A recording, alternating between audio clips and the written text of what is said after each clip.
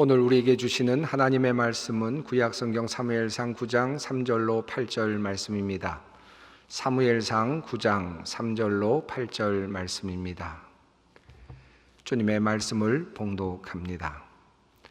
사울의 아버지 기스가 암나기들을 잃고 그의 아들 사울에게 이르되 너는 일어나 한 사환을 데리고 가서 암나기들을 찾으라 하매 그가 에브라임 산지와 살리사 땅으로 두루 다녀보았으나 찾지 못하고 사알림 땅으로 두루 다녀보았으나 그곳에는 없었고 베냐민 사람의 땅으로 두루 다녀보았으나 찾지 못하니라. 그들이 숲 땅에 이른 때에 사울이 함께 가던 사환에게 이르되 돌아가자. 내 아버지께서 암나기 생각은 고사하고 우리를 위하여 걱정하실까 두려워하노라 하니 그가 대답하되 보소서 이 성읍에 하나님의 사람이 있는데 존경을 받는 사람이라. 그가 말한 것은 반드시 다 응하나니 그리로 가사이다. 그가 혹 우리가 갈 길을 가르쳐 줄까 하나이다 하는지라. 사울이 그 사환에게 이르되 우리가 가면 그 사람에게 무엇을 드리겠느냐? 우리 주머니에 먹을 것이 다하였으니 하나님의 사람에게 드릴 예물이 없도다. 무엇이 있느냐 하니 사환이 사울에게 다시 대답하여 이르되 보소서 내 손에 은 한 세겔의 4분의 1이 있으니 하나님의 사람에게 드려 우리 길을 가르쳐 달라 하겠나이다 하더라. 아멘. 온라인으로 계속 예배를 드려오신 분들은 지난주나 또 오늘이나 별 차이를 느끼지 못하시겠지만 예배당에서 대면 예배로 함께 드렸던 분들은 아마 오늘 조금 또다시 어색함을 느끼실 것 같습니다. 각자의 자리에서 예배를 드리고 있는데 오늘 이 예배당은 비어 있는 형편이 되었습니다. 조금 더 방역 당국에서 또 정부에서 조금 더 세심하게 예배를 드릴 수 있는 길들을 열어주었으면 참 좋았을 텐데 하는 아쉬움이 있습니다. 정말 여러 가지로 조금은 불편하게 느껴지고 또 부당하게 느껴지는 부분도 없지는 않습니다. 다만 그럼에도 불구하고 우리가 국민들을 위하고 또 하루속히 코로나19 바이러스가 사라지기를 원하면서 그것에 협조하는 의미로 우리가 지금 온라인으로만 예배를 드리고 있습니다. 우리 목회자로서 여러분에게 부탁을 드리고 싶은 것이 있습니다. 그것은 이 온라인 예배가 마땅한 예배는 아니라는 사실입니다. 여러분도 경험하고 계시겠습니다만 이 예배는 우리가 임시적으로 드리는 상황적인 예배입니다. 조금 집에 있으면서 또 예배를 드리다 보니까 조금 편해지는 것은 있겠죠. 그러나 점차 우리가 하나님 앞에 서기보다는 그저 일상적인 삶이 될 수가 있고 게을러지고 나태해질 수 있습니다. 그런 면에서 우리 성도 여러분께서 늘 이 예배당에 드려지는 이 예배를 사모하시고 또 속히 그날이 오기를 기도해 주시면서 기다려 주셨으면 좋겠습니다. 오늘 본문 말씀은 사무엘상 말씀입니다. 9장의 말씀인데요. 사무엘상은 크게 세 단락으로 나눌 수 있습니다. 1장부터 8장까지와 또 9장부터 15장까지 그리고 16장부터 31장까지 크게 세 단락으로 나눌 수 있는데요. 이 첫 번째 단락은 사무엘과 관련된 내용이 있고 두 번째 단락에는 사울과 관련된 내용이 있습니다. 그리고 세 번째 단락에는 다윗과 관련된 내용이 있습니다. 첫 번째 단락인 1장부터 8장까지의 내용은 사무엘의 탄생에 대한 이야기 그리고 사무엘이 이스라엘의 사사가 되어서 이스라엘을 다스리는 이야기가 소개되고 있습니다. 그리고 마지막 8장에서는 사무엘이 나이 들어 늙었을 때 이스라엘 백성들이 찾아와서 이제 그들에게 왕을 달라고 요청하는 내용이 주된 내용으로 되어 있습니다.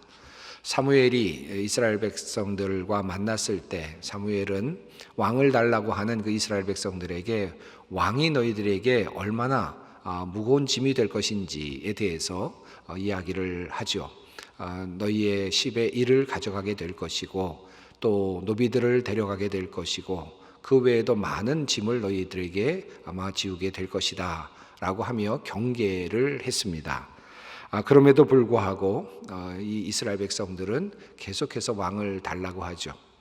결국 너희가 택한 왕으로 말미암아 하나님께 부르짖는 날이 올 것이다 라고 그렇게 경고합니다. 하나님께서는 결국 마지막 부분에서 이스라엘 백성들을 위해서 왕을 세우도록 그렇게 허락을 하십니다. 사무엘상 8장 마지막 절은 그 내용을 우리에게 알려주고 있습니다. 여호와께서 사무엘에게 이르시되 그들의 말을 들어 왕을 세우라 하시니 사무엘이 이스라엘 사람들에게 이르되 너희는 각기 성읍으로 돌아가라 하니라. 그리고 이어지는 본문이 바로 오늘 본문입니다. 사무엘상 9장 말씀이죠. 이제 사무엘이 어떻게 왕을 세울까, 그리고 또 어떤 방식으로 사무엘은 이제 새로운 왕을 찾게 될 것인가 하는 그런 이제 흥미진진한 그런 관점에서 읽어내려가는 바로 그 본문이라고 할 수 있겠습니다. 긴 이야기가 소개되어 있는데 오늘 본문은 짧게 읽었습니다만은 9장 1절로부터 2절 말씀은 서론적인 내용을 소개하고 있습니다. 베냐민 지파에 기스라 이름하는 유력한 사람이 있으니 그는 아비엘의 아들이요 스롤의 손자요 베고라스의 증손이요 아비야의 현손이며 베냐민 사람이더라. 이것이 사무엘상 9장 1절의 내용입니다. 베냐민 사람 중에 기스라 이름하는 사람이 있었는데 그 사람은 당시 유력한 사람이었습니다. 다시 말하면 귀족이었다. 또 능력 있는 사람이었고 영향력 있는 사람이었고 지도자였다라는 그런 의미이겠습니다. 그렇게 힘 있는 가문에 살고 있는 이 기스, 그에게는 아들이 하나 있었는데 바로 그 아들은 나중에 이스라엘의 첫 왕이 되는 사울이었습니다. 그 내용을 2절이 이렇게 설명합니다. 기스에게 아들이 있으니 그의 이름은 사울이요 준수한 소년이라. 이스라엘 자손 중에 그보다 더 준수한 자가 없고 키는 모든 백성보다 어깨 위만큼 더 컸더라. 베냐민 사람 기스의 가문, 그 가문은 유력한 가문이었고 그의 아들 중에는 아주 출중한 사울이라는 아들이 있었다라고 하는 내용입니다. 그런데 이 집에 어느 날 이상한 일이 일어나게 됩니다.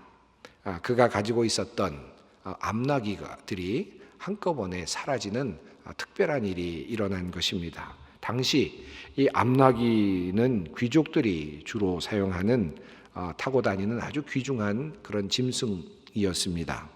요즘으로 말하면 아주 고급 자동차에 해당되는 그러한 기능을 하는 것이었습니다. 그런데 이 암나귀들이 한꺼번에 사라진 것입니다. 이 암나귀들은 집을 잘 아는 동물이었고요. 또 집과 여러 곳을 오고 가는 그런 훈련을 받았기 때문에 절대로 집을 모를 리 없는 그런 나귀들이었습니다. 그런데 그 나귀들이 한꺼번에 사라졌습니다. 드문 일이 일어난 것입니다.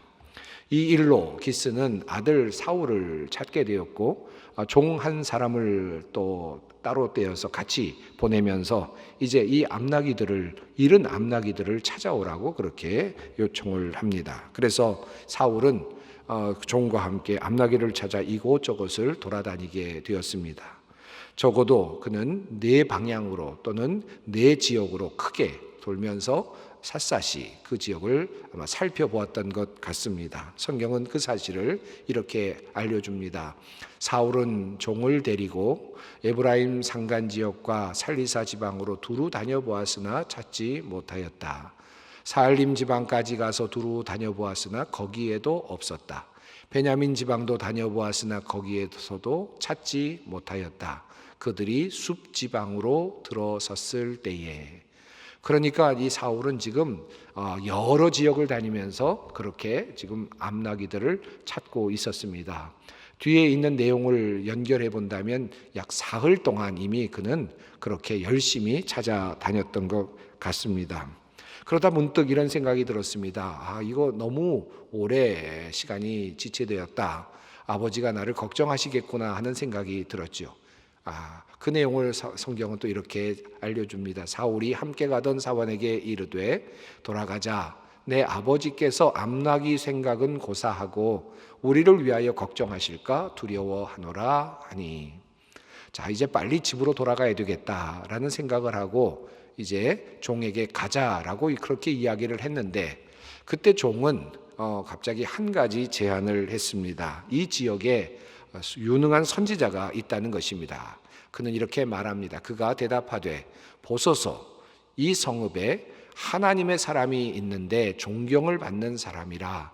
그가 말한 것은 반드시 다 응하나니 그리로 가사이다. 그가 혹 우리가 갈 길을 가르쳐 줄까 하나이다 하는지라. 갑자기 이 종이 이 사무엘에 대한 소문을 들었던 아마 이 종이었던 것 같습니다. 이 지역에 사무엘이라고 하는 선지자가 있는데 그분을 만나고 가십시다 라고 제안을 하지요. 그분이 우리의 길을 가르쳐 줄까 합니다. 그렇게 생각을 하며 그렇게 제안을 했습니다. 사울이 가진 것이 없어서 망설였는데 이 사환이 가지고 있는 은 4분의 1세겔을 들고 사무엘을 찾아가는 내용이 이어지고 있습니다. 자, 이렇게 뜻밖의 사흘 동안이나 헤매다가 그리고 뜻하지 않게 전혀 계획하지 않았던 상태에서 사무엘을 만나게 되는 내용이 나타나죠. 그런데 사실 사무엘은 이미 하루 전부터 사울이 올 것을 이미 예견하고 있었습니다. 하나님께서 그에게 알려주셨기 때문입니다.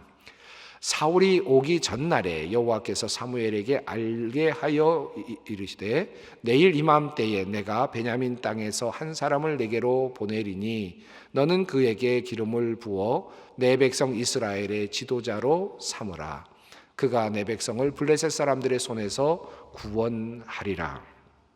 하나님께서는 이미 사무엘에게 그와 같은 지시를 내려놓으셨습니다.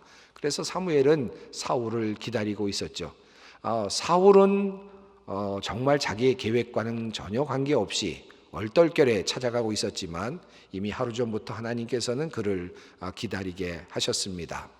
이렇게 해서 역사적인 사무엘과 그리고 사울의 만남이 성사되었습니다. 그리고 결국 사무엘은 사울에게 기름을 붓게 되었고 그리고 왕으로 세우게 됩니다. 그 내용이 사무엘상 10장에 자세하게 설명되고 있습니다.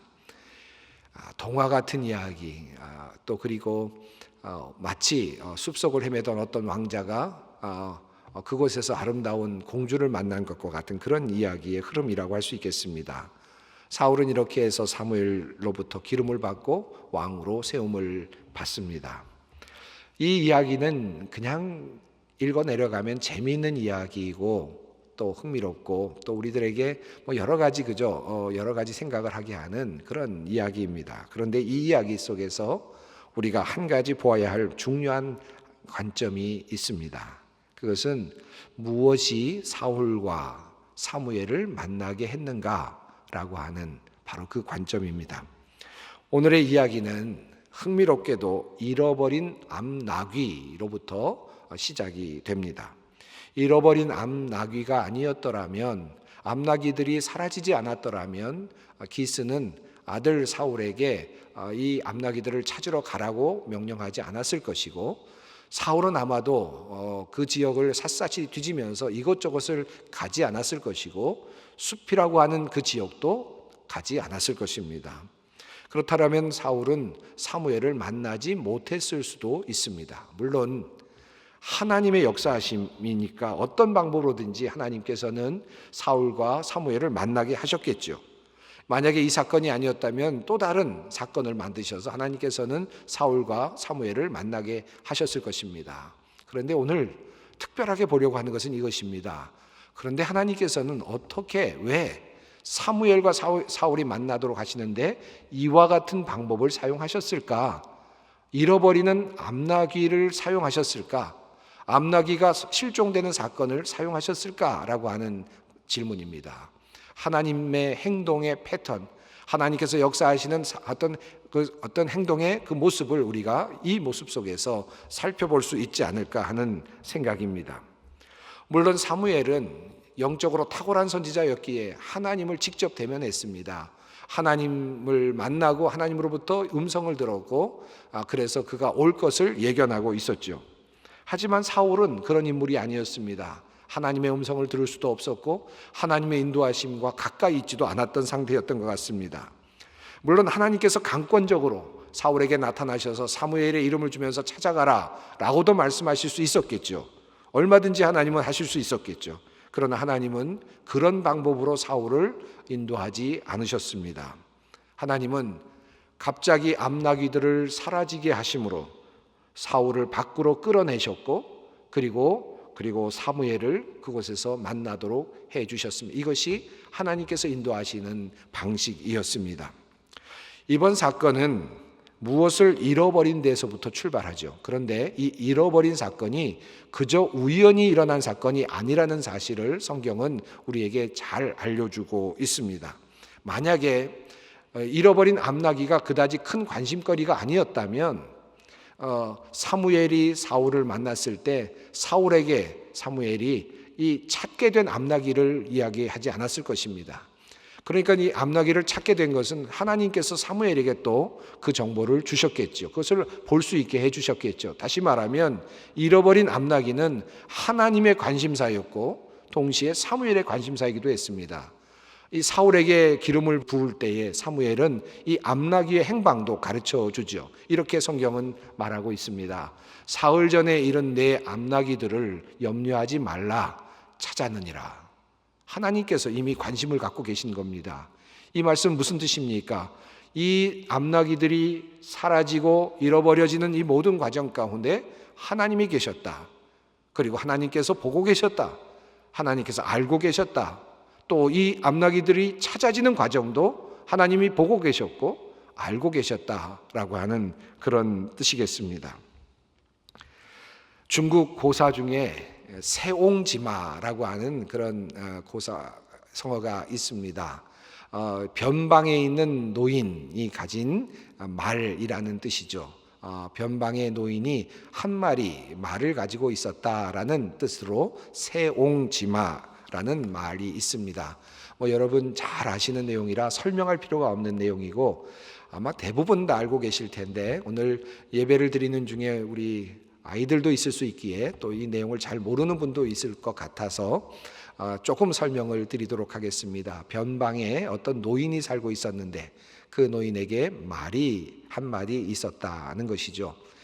그런데 이 말이 어느 날 갑자기 그만 그 농장을 떠났습니다. 갑자기 사라진 것입니다. 그래서 없어진 것이죠. 성경에는 암나귀들이 사라졌는데 이 세옹지마의 이야기 속에서는 말이 그만 사라졌습니다. 말이 사라졌을 때 동네 사람들이 와서 위로를 합니다. 이런저런 말로 위로를 했겠죠. 그런데 그때 노인이 이렇게 이야기합니다.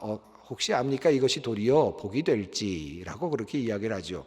그리고 얼마 지나지 않았는데 이 말이 돌아왔습니다. 그런데 그냥 돌아온 것이 아니라 또 다른 말을 데리고 온 것입니다. 준말을 데리고 왔습니다. 이것이 도리어 복이 됐습니다. 그리고 나서 이제 얼마 또 지나게 됐는데 이 새로 들어온 말을 이 노인의 아들이 타고 나갔다가 그만 말에서 떨어지면서 그만 다리가 부러져서 다리를 제대로 쓰지 못하는 절름발이가 되고 말았습니다. 불구가 된 것입니다. 사람들이 찾아와서 또 이야기를 합니다. 위로의 말을 했겠죠. 그때 또 노인이 말합니다. 혹시 압니까? 이 불행이 도리어 행운이 될지. 그런데 나중에 어떻게 됐습니까? 그 지역에 전쟁이 일어나서 모든 젊은이들이 징병이 되어 갔는데 그때 이 젊은이는 다리를 저는 것 때문에 징병이 되지 않습니다. 모두 나가서 열에 9이 죽는 전투였는데 그만 모든 젊은이들이 다 죽었지만 이 아들은 죽지 않게 되었다라는 이야기죠. 이 고사의 핵심은 불행이 행복이 될 수도 있고 또 행복이 다시 불행이 될 수도 있다. 변화는 끝이 없고 그래서 그 깊이는 예측할 수가 없다. 그러니까 불행이 오든 행복이 오든 그저 그렇게 담담하게 연연하지 말고 살자. 어떤 일이 닥치더라도 그저 연연하지 말고 살자라고 하는 그런 지혜를 주는 고사성어입니다. 참 지혜로운 조언이라고 할 수 있겠습니다. 하지만 이 이야기와는 이 성경이 말하는 내용과는 상당히 많이 다릅니다. 오늘 우리에게 주시는 하나님의 말씀은 그와는 많이 다릅니다. 세옹지마와는 다른 내용입니다. 인간에게 닥친 불행이 철저하게 성경은 하나님의 계획하심에 의도되고 있다라고 그렇게 말씀합니다. 하나님의 계획하심에 의해서 조정되고 인도되고 있다라는 것입니다. 행과 불행, 불행과 행복의 순환과 반복, 그저 알 수 없는 반복. 그래서 그냥 재수가 없는 것이다 라는 정도로 생각하자라는 것이 세옹지마와 같은 어떤 의미라면, 좋으신 하나님의 뜻 가운데 어떠한 잃어버림이나 어떠한 어려움도 하나님의 선하심이 드러나고 있는 하나의 과정이다 라고 보는 것이 성경이 우리에게 알려주는 관점입니다. 잃어버린 암나귀를 찾아 나선 사울의 이야기는 흥미로운 반전으로 끝납니다. 사울은 암나귀를 찾기 위해서 길을 나섰죠. 그런데 하나님은 잃은 암나귀를 매개체로 해서 사울을 찾고 계십니다. 왕을 찾고 계십니다. 누가 무엇을 찾는 것입니까? 언뜻 보기에는, 성경에 나타나는 그저 표면적인 그림으로 보기에는 그저 나귀를 찾고 있는 사울이 나타나죠. 그런데 하나님 좀 더 뒤에 서서 멀리서 보게 되면 하나님께서 사울을 찾고 계시는 모습을 우리는 그 이야기 속에서 보게 됩니다. 우리의 하나님이 그러하신 분이십니다. 하나님은 때로 우리의 잃어버림을 통해서 우리를 찾고자 하실 때가 있습니다. 잠시 우리로 하여금 무엇인가를 잃어버리게 하심으로 우리로 다시 어떤 것을 얻게 하시는 분이 바로 하나님이십니다. 우리를 그것으로 찾고자 하시는 분이십니다. 우리 하나님은 우리의 잃어버림을 통해서 더 많은 것을 우리로 얻게 하시는 분이십니다. 나는 사랑하는 사람을 잃었습니다 라는 제목의 책이 있습니다. 하버드 대학에서 철학을 공부하고 예일 대학교에서 철학 교수로 재직한 니콜라스 월터 스토프라고 하는 분이 쓴 책입니다. 오스트리아의 한 계곡에서 아들이 실족사를 합니다. 그래서 그만 미끄러져서 떨어져서 죽게 되죠. 25살 나이였습니다. 그 아들의 이름은 에릭이었습니다. 그 에릭을 잃고 상실의 슬픔을 노래하고 있는 책입니다. 그 글 중에 이런 내용이 나옵니다. 아드님이 등반 중 사고를 당했습니다. 월터 스토프 씨의 아드님이 죽었습니다. 나에게 차가우면서도 타는 듯한 강렬한 통증이 밀려왔다. 그는 그렇게 고백합니다. 이제는 에릭이 없다. 그리고 두고두고 생각하죠. 단 한 번 발을 헛디딘 것이 이렇게 끝없는 부정을 가져올 줄이야. 단 한 번 미끄러진 그것이 이렇게 끝없는 이별을 만들어 오는가. 그는 그렇게 한탄하고 힘들어합니다. 그는 사랑하는 아들 에릭을 잃고 나서 그동안 그 아들이 얼마나 귀중한 존재였는지를 다시 생각하죠. 얼마나 사랑스러웠던 존재였는지를 절실히 깨닫습니다. 그리고 나서 다시 남은 가족들을 보게 됩니다. 그는 사랑하는 사람을 잃고 나서 사랑해야 할 사람을 다시 봅니다. 사랑해야 할 사람을 다시 얻습니다. 한 아들은 잃지만 이제 사랑해야 할 또 다른 가족들을 얻습니다. 우리 하나님께서도 이 아들을 잃으셨습니다. 자신의 아들을 십자가 내어놓으셨고, 그리고 그 아들 예수님은 자신의 생명을 잃으셨습니다. 하지만 주님은 자신의 생명을 잃으심으로 모든 인류를 구원하고자 하셨습니다. 하나님은 예수님으로 하여금 생명을 잃게 하심으로 모든 인류를 얻고자 하셨습니다. 이름으로써 얻고자 하는 것은 단지 인간에게만 해당되는 것이 아니었습니다. 하나님에게도 해당되는 일이었습니다. 이것이 하나님의 행동의 패턴이기도 합니다. 이름으로 얻고자 하십니다. 자기의 생명을 내어주심으로 모든 것을 얻고자 하시는 것, 작은 것을 내어주심으로 더 큰 것을 얻고자 하시는 것, 모든 인류에게 더 큰 것을 주시고자 하시는 것, 이것이 바로 우리의 하나님이십니다. 하나님은 우리로 하여금 때로는 무엇인가를 잃도록 하시지만 궁극적으로 가장 좋은 것을 얻게 하시는 분이십니다. 그 주님께서 이렇게 말씀하십니다. 사람이 만일 온 천하를 얻고도 제 목숨을 잃으면 무엇이 유익하리요? 사람이 무엇을 주고 제 목숨과 바꾸겠느냐? 하나님은 우리의 목숨 하나님은 우리의 목숨을 매우 귀중하게 생각하십니다. 이 땅의 목숨이 넘어서 영원한 생명, 영원히 누릴 그 목숨을 귀중하게 생각하십니다. 그것을 얻지 못한다면 얼마나 인간에게 큰 불행인가. 하나님께서는 어떤 것을 잃게 하셔서라도 그것을 얻게 하시기를 원하십니다. 이것이 하나님의 방식이고 하나님의 뜻입니다. 우리는 종종 살아가면서 가지고 있었던 것을 잃을 때가 있습니다. 저는 여러분에게 잃어버릴 것을 걱정하지 말라고 말할 자격이 없습니다. 우리는 종종 사랑하는 가족들을 잃어버리는 사람들을 보았습니다. 직장을 잃은 사람들을 봅니다. 가진 재산을 다 잃어버리는 사람들을 보지요. 그리고 신뢰를 잃어버리는 사람도 보고 사랑을 잃어버리는 사람도 봅니다. 심지어는 신체의 일부를 잃어버리는 사람도 봅니다. 기회를 잃어버릴 수도 있습니다. 문제는 이런 경우에 우리가 어떤 마음을 가져야 하는가 하는 것입니다. 오늘 저는 여러분과 함께 우리에게 잃어버리는 일이 왜 일어나는가에 대한 구체적인 내용을 말씀드릴 수는 없습니다. 다시 찾을 수 있는 것과 찾을 수 없는 것을 구별하여 말씀드릴 수도 없습니다. 그러나 오늘 저는 잃어버리는 일과 함께 하고 계시는 하나님에 대해서는 분명하게 증언할 수 있습니다. 우리가 무엇인가를 잃어버리고 있을 때, 잃어버렸을 때 그 옆에 하나님께서 계신다. 하나님께서 우리와 함께 하신다.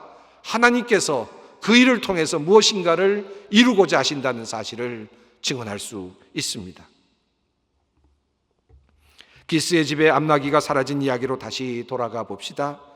하나님은 암나귀를 잃게 하심으로 안정되고 편안하게 살아가던 기스의 가정에 새로운 힘을 불어넣으셨습니다. 사람들이 움직이기 시작했고 그리고 암나귀들을 찾아 나서기 시작했습니다. 사울 가족이 암나귀를 찾아 나서게 되었고 사울은 이곳저곳을 돌아다니게 되었습니다.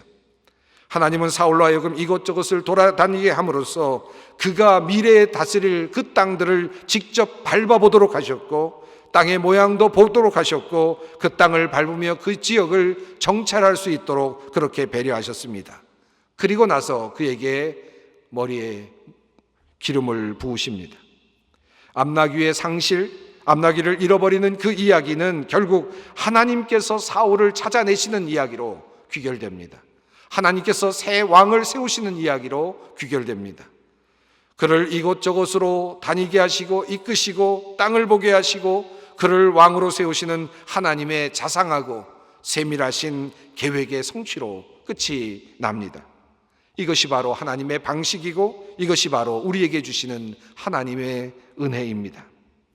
그러므로 우리에게 있어서 잃어버림이란 얻게 하심이라는 이 사실을 꼭 기억하시기 바랍니다.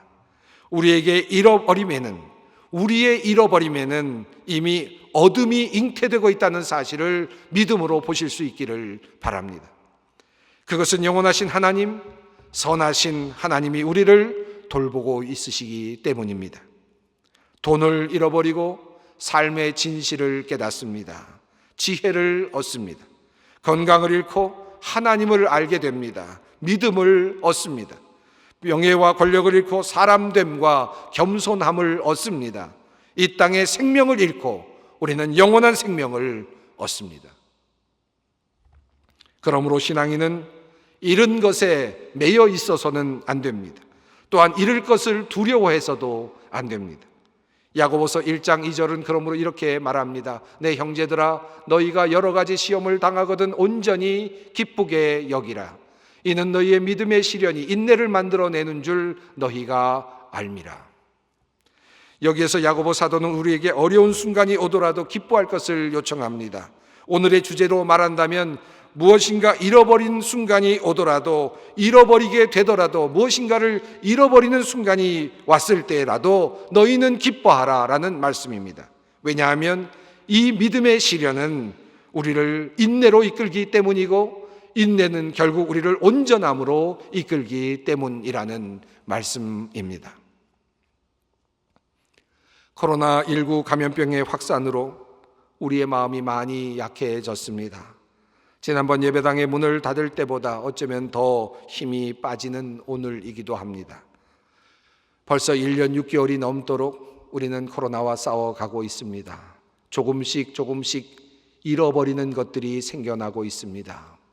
많이 잃은 분들도 계시고 잃어버릴 것이 걱정되는 분들도 계시고 조금씩 잃어가고 있는 분들도 있으실 것입니다. 잃어버림이 걱정이 되십니까? 사라지고 있는 것 같아서, 그리고 놓치고 있는 것 같아서 걱정이 되십니까? 그러나 우리의 이 잃어버림이 도리어 하나님의 큰 뜻을 이루어가는 일임을 꼭 기억할 수 있기를 바랍니다. 우리가 지금 위기 가운데 있지만 그러나 하나님께서 우리를 위해 일하고 계신다는 사실을 잊지 마시기 바랍니다. 예레미야 애가서를 통하여 주님께서 말씀하십니다. 이 말씀을 마지막으로 읽어드립니다. 그가 비록 근심하게 하시나 그의 풍부한 인자하심에 따라 긍휼히 여기실 것임이라. 주께서 인생으로 고생하게 하시며 근심하게 하심은 본심이 아니시로다. 기도하겠습니다. 거룩하신 아버지 하나님, 우리가 죽어야만 영원한 생명을 가지게 하신 아버지의 뜻을 다시 새겨봅니다. 우리가 잃어야만 얻을 수 있다는 엄연한 주님의 섭리를 알게 하시니 감사합니다. 이럴 때에 당황하지 않게 하시고 이럴 때에 도리어 얻게 하시는 하나님의 선하심을 기억해 하옵소서. 작은 것 잃고 잃은 것 손으로 세느라 하나님을 원망하지 않게 하시고 잃지 않으려고 바둥거리다 더 주시려는 하나님의 그 축복 놓치는 그런 우리가 되지 않게 하여 주시옵소서. 우리 주 예수 그리스도의 이름으로 기도드리옵나이다. 아멘.